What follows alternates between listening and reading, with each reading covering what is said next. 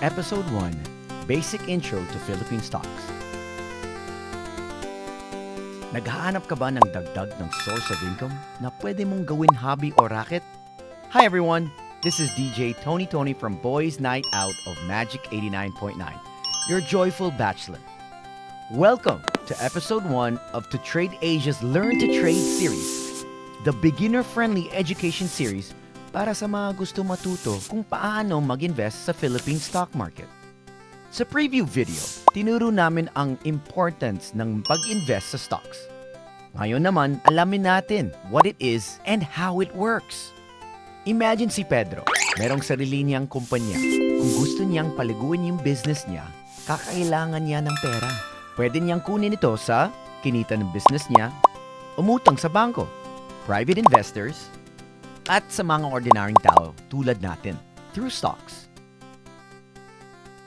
So stocks, shares, and equity. Pare-pareho lang sila.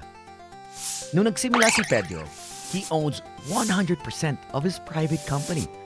Kung gusto niyang kumuha ng investment sa publiko, he sells part of the ownership to the stock market and becomes a public company. Para sa iyo naman, kapag bumili ka ng 1,000 shares sa company ni Pedro na nag-offer ng 100,000 shares, then you own 1%. As part owner ng company ni Pedro, pwede kang kumita sa dividends or yung share mo sa kita ng company. Kapag mas marami ang share na hawak mo, mas marami kang dividends na makuha. Pwede mo rin ibenta yung shares mo sa mataas na presyo called capital gains. Bilhin mo yung kada share sa 5 pesos at ibenta mo eventually sa 8 pesos. Then, ang tubo mo ay 3 pesos per share. So, paano ba bumili ng shares ng isang company? Sabihin natin gusto mo nang subukan mag-invest sa kumpanya ni Pedro. Decades ago, kailangan mo pang tumawag sa isang broker para makapag-invest. Iilan lang ang pwedeng i-accommodate ng isang telepono. But with To Trade Asia, madali ka na lang makabili ng stocks.